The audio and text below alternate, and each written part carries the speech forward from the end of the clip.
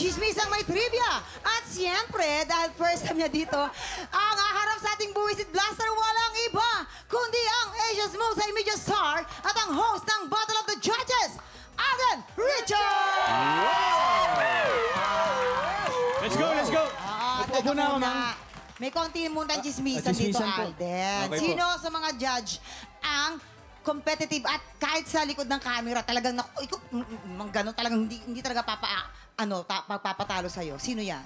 Yung judge na kahit off-cam, palong-palo pa rin, Mang. Palong-palo pa rin. Sino yan? Parang alam ko na. Si Bea yan. Ay, Bea. Oh, Si Bea kasi ano yan she really takes care of her squad. And kahit off-cam, nakikita ko siya how she handles yung mga bata niya sa backstage. Tapos, siya na nga yung campaign queen namin eh. Campaign queen na po. Nangangampanya yan sa audience. Nangangampanya sa Senator audience. Bea Alonso. Senator. Kasi ang laking factor din, Mang, ng boto ng audience para sa mananalo. Kasi yung Jose Manalo, kampante, nalamang siya sa'yo eh, no? No? Hindi. Lalo, sa look, sa ano, talagang. Pero Mang, si Kuya Jose naman, gaganon-ganon lang yun. Matinik din. Totoo ka naman dyan. Pero wag mo kaming libangin. Kayang-kaya ko yan. Wag mo kami ine-etchos. Eto na, alam mo, pangarap talaga namin makita ka dito. Eto na, ang katanungan. Alden, magpapasabog ka na ba? Magpapasabog na! Let's go! Masaya to. Diyos ko, Lord. Yan, game. Umpisa na natin. Ito na ang iyong unang sang tanong. Ang Battle of the Judges strategist na si Tito Boy Abunda ay may interesting items na kinukolekta sa kanyang mga bahay. Ano ito? A. Upuan. B.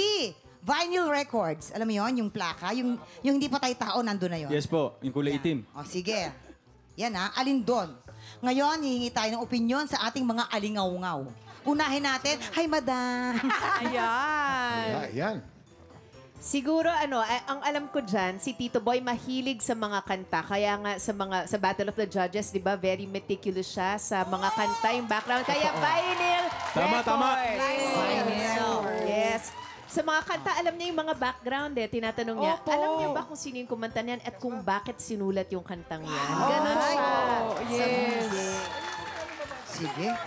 Seryoso? Seryoso kami dito. Hindi, pero ito po, Mang, itong vinyl record. Siyempre, ano? ninong ko po yan. Yes, Ninong Tito Boy Boy, Abunda, di ba? Yung mga vinyl records niya, tumatalon-talon. Ay, bakit? Oo, kasi mga Pirated? recycled. Recycled, oo. Mga binili niya po yun, 3 for 100. Ganyan. Baka naman sa kanya, hindi pa bilog, pa square. Nako, eto na. Ay. Ano, Tito Boy? Ano yun? Teka muna. Onin? Nasa si Onin? Oh, bakit? Onin, nasa Ay, ano yan? Ginagawa mo dyan? Ano ginagawa mo dyan? Eh, atas sa upuan eh! Atas sa upuan, hindi ko abot eh! Hindi mo abot. O, dyan ka lang. Sige. Buka na lang dyan. Okay. Eto ang sagot ni Kuya Kim. Eto ang sagot dyan. Alam nyo, si Boy, may siya kumopya sa mga kanta, may siya sa music. Yes. So therefore, ang kanyang mga koleksyon ay mga vinyl records. Vinyl records. Yan. Ginaya mo lang eh. Vinyl records eh. Teka muna! Ito kasi sagot dyan. Alam mo, si Miss Annette, kahit saan magpunta lahat ng mga artist ng GMA, parang may CCTV yan sa opisina niya. Kaya alam niya lahat ng nangyayari. Tama. Kaya kung ano sagot ni Miss Annette, yun ang sagot namin. Vinyl records. Parang may show kami. Vinyl records. Vinyl records. So, ngayon, Alden, dahil dyan, iligtas mo sarili mo. Yes, Mang. Kampi-kampi na sila. Kampi-kampi na sila. Kalaban mo sarili mo. So, ngayon, upuan or ano ba? Upuan, B or vinyl records? Mahal ko po yung trabaho ko Oh, ano? at gusto ko pa po magtagal sa GMA. Yes. Kaya susunod po ako sa sinabi ni Miss Annette. Vinyl records. Vinyl records. B. Okay. Tignan natin. Kabog or sabog sa vinyl records in 5, 4, 3, 2, 1. Patay tayo! Patay tayo! Miss Annette, ikaw sumunod yan, Miss Annette, ha? Sumunod na kami kay Miss Annette. Mali agad! Sasagutin din yung kabila eh. Upuan ang tamang sagot, yung pala yun. Sus Mariosep. Meron siyang bahay sa Tagaytay na nandun lahat yung mga koleksyon niya ng upuan galing sa mga kaibigan niya. Ngayon, pagkatapos doon, ang tawag niya doon ay House of Chair.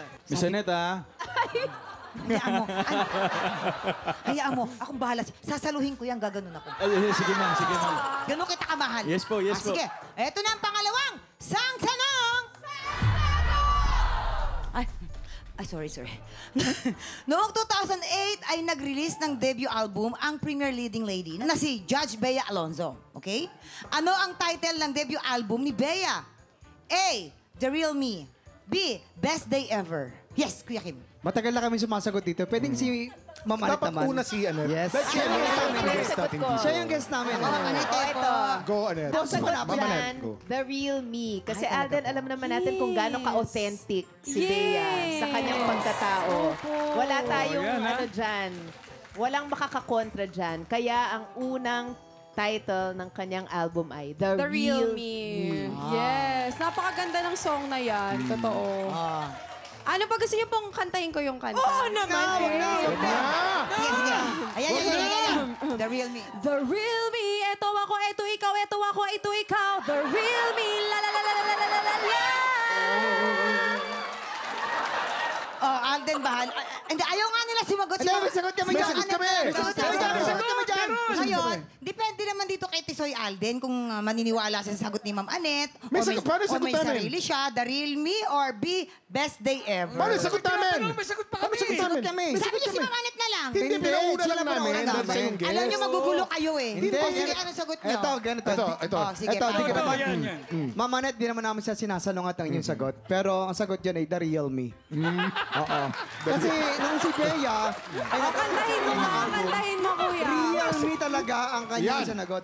Kasi kung sasalungat ako, baka ito na yung huli kong kontrata dito sa Chile. Hindi talaga tayo the real me. Tama yung the real me. Brad, yun din yun eh. Yun din yung sinagot mo eh. Oh. Yun naman ang tama eh. Gusto mo salungitin? Ayun. Ito na nga, Alden, hindi naman kailangang sundin mo yung sagot nila. Kaya nga sabi ko nga, di ba, bahala ka sa sarili mo ngayon. So, ayan, The Real Me or Best Day Ever? Bakit napakahirap ng mga tanong? Bakit wala akong kaalam-alam dyan, ma'am? Ako din, wala akong kinalaman dito. Host lang ako. Binabasa ko lang din. Ewan ko sa mga writer. Oh, Sige po, The Real Me or Best Day Ever? makabawi lang. Sige. Makabawi lang, Miss Anet. B, Best Day Ever. Best Day Ever! Tignan natin. Kabog! Gusto mo ba ng tulong ko, anak? Kaya, ma'am, kaya naman. Mahal kita. Opo. The Kaya Real naman po. Best Day Ever! Kabog or sabog in 5, 5, 4, 3, 2, 1. Anong sabi ko sa'yo? Dapat maniwala ka, Alden. Naniniwala kami si Anet eh. Si Ma'am Anet na yan eh. Teka lang po, Sa history po ng GMA, sa lahat po ng mga game show na nasalihan ko, halos lahat po na contestant ako doon. Most of the time na nanalo po ako. Ito po yata yung sumira ng record. Alden. Alam mo ba ba't ka nahirapan? Kasi kumontra ka kay Anet. Huwag ko kukontra kay Anet. Hindi ko na alam sino paniniwalaan ko sa inyo, Kuya Kim. Ay, ito na ang huling! Sang tanong! Mahina siya ngayon, Alden. Bago maging on-cam talent, ay una munang naging floor director ang powerhouse comedian. Ang lakas baka madyong powerhouse. Powerhouse comedian na si Jose Manalo. Ano ang ginagawa noon ni Jose kaya siya nakitaan ng potensyal na maging on-cam talent? A. Ginaguide sa pagsasayaw ang mga host. B. Nag-feed ng jokes sa mga host. Yes. Mama Anet ulit. Ma'am Anet. Ito siguro Si Anet naman muna. maniniwala na sa akin si Alden. B, nagpi-feed ng mga jokes sa mga host. Kaya nga si Jose, talagang powerhouse comedian. At alam naman natin na ang bilis-bilis lang makaisip ni Jose ng jokes. Kaya yun ang ginawa niya, kaya siya na-discover. Totoo po yan. Tama. Powerhouse comedian, ha? Tama. Mali yan. tanda. Ako, mali. Yes, mali. Mali. Sige, concerned ako sa'yo. Alam mo naman, mahal kita eh. Kasi Anet, sorry ako, kontra ako ha. Pero ang talagang sagot dyan, yun. Yung talaga eh. So, ano Yung nga? talaga yung sagot. Nagpi-feed Ano ba yung ng sagot? mga... Ano yung sagot niya? Nagpi-feed ng mga jokes. Mali yun. Mali yun. Nagjo-joke ng feed. Nag-feed ng joke. Nagjo-joke siya ng feed sa mga Kaya nga comedian. komedyante eh. Di ba? Komedyante, dapat Kaya nga i-joke. komedyante. Yung joke, Hindi naman siya dancer. Pero yung powerhouse, lakas mo kamadyong, no? Power. Sige. Ano na, Alden? Mang, Yes. bigay nyo na sa akin to. Sige. Bigay nyo na yung tama. Kaya nga, Nakadalawa, oh. ginaguide sa pagsasayaw ang mga host or nag-feed ng joke? Nagpi-feed ng jokes. Talaga. Yan! Feeling. Alden, tignan mo. Kasi Mang, si Kuya Jose, Komedyante. naalala ko dati nung nagsisimula ako nun sa Eat Bulaga, siya nag-feed ng mga pambanat sa akin nung nag-start ako sa barangay. So, Ayun, kaya may pinagkagalingan si Alden. May So, wala chance. na tayong magagawa doon. May chance. Na-experience niya. Okay, nag-feed ng joke. Is that final? Final po. Okay. Nag-feed ng joke. Kabog or sabog in... 5, 4, 3, 2, 1.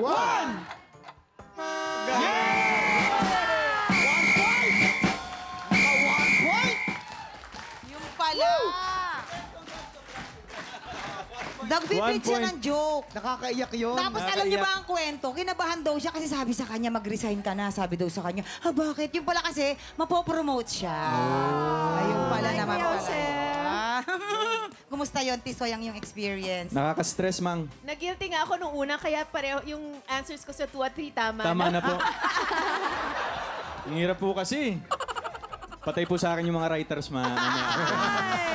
Pero sana hindi ito ang last na guesting mo rito, ha? Pakatandaan mo to, eh. Hindi. Oo naman, Kuya Kim. Tumatak naman. Yan.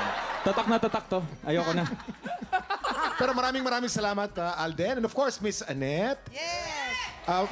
Please invite our viewers na patuloy na tutukan ang Battle of the Judges. Go, Mama Annette. Sana ay panoorin nyo ang Battle of the Judges every Saturday, 7:15 p.m. Paganda ng paganda, pagaling ng pagaling ang mga acts. Yes po, yun. Battle of the Judges po. Siyempre, every Saturday po yan. And gusto ko po magpasalamat dahil nag-start na rin po yung month-long episode ng Magpakailanman. So, thank you so much po. Juanin, baka may gusto ko i-plug. Why, last 4 weeks na po nang walang matigas sa pulis sa matinik na misis. Abangan nyo po. Yun. At saka TikTok Lock. Abangan nyo po TikTok Lock. Regular.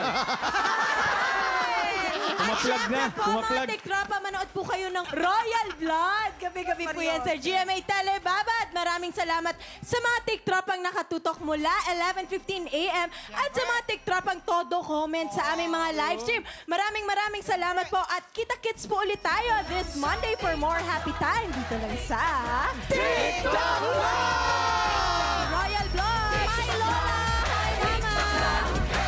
Hi Mama! Tik Tropa! Pinanood mo hanggang sa dulo itong video na to? Very good ka! For more happy time, watch more TikTok Lock videos on our official social media pages and subscribe to GMA Network official YouTube channel.